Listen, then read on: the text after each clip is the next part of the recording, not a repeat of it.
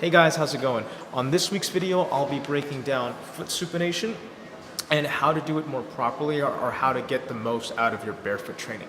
One thing to understand is that simply training barefoot alone isn't going to be enough to resolve some of your issues with the foot, like plantar fasciitis, knee problems, hip issues, so on and so forth. And the reason for that is there's a ton of bones in the foot. So when you're trying to manage foot control, you have to understand how to leverage the most optimal positions so that the foot can actually handle load. And the best way to do that is to create an arch in the foot. Now, some people will just say, well, just create an arch and lift the arch or move the foot out, but it matters how you do this, okay? Not all arches are created equal, so you have to be very attentive as to what muscles you're actually using to create the arch. If you feel nothing but the muscles that are very local to the foot, essentially the foot muscles, you are doing yourself a disservice when you would want to start stacking more skills on top of this. So if you're only using, let's say, the arch muscle, the abductor hallucis, you could very well set yourself up for creating bunions down the road. The muscle that we really want to be responsible for foot supination is posterior tibialis, which runs up behind the shin bones, okay? What it does is it runs down vertically in the back of the leg, and then it lateralizes itself, and it's responsible for anteriorly rotating the navicular. So then this bone rotates forward, and then because of its relationship with the talus, it will then help with abduction of the rear of the foot. So now we're going to have this muscle that runs up the back of your leg responsible for foot supination. It's not just going to be the localized muscles in the feet. Now, with this particular kind of supination, you can actually stack it back into your lunges, your single leg deadlifts, or even bilateral squats and deadlifts. Okay, so here it is. So this is a close-up of what I define as supination. First thing that you're going to do is you're going to drive the ball of the foot straight down into the ground. Okay.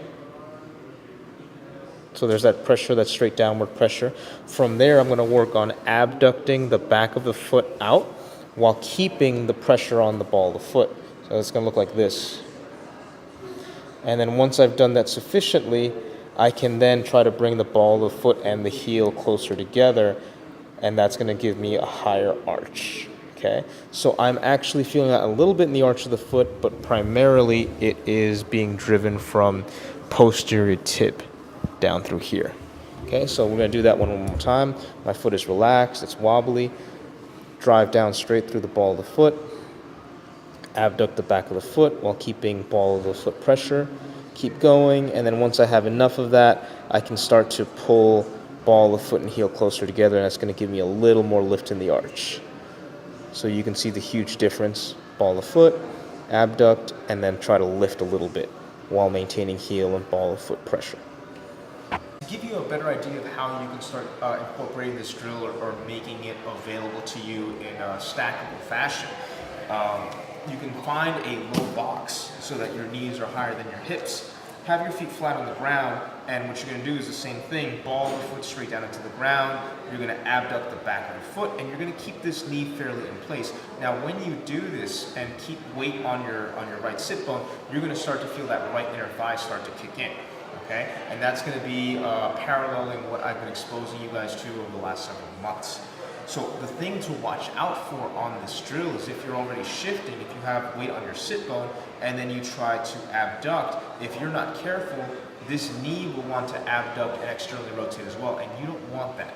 You want to keep it firmly in place so that you can appropriately load the structures in the feet. If you allow this to flare out, then you're just going against how the body is designed to accept weight on a loaded leg. We need femoral or hip internal rotation in order to be able to better manage gravity. If we allow ourselves to externally rotate, then we're firing up the glute max, and in a standing position, you're sitting down, so it doesn't mean as much. But in a standing position, what's going to happen is that glute max is going to try to help unload that loaded leg, and it's going to try to push you onto that other side.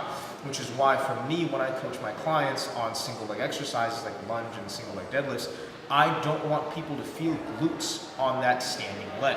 Okay, it defeats the purpose of doing a unilateral exercise. So that's how you can try to stack this skill in a way, or try to develop this skill in a way that you can stack it later on for full body exercises. Okay?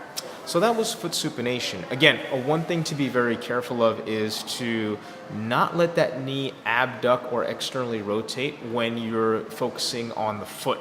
It's real easy when you're doing isolation exercises to just focus on the thing that you're looking at, like the piece of the body.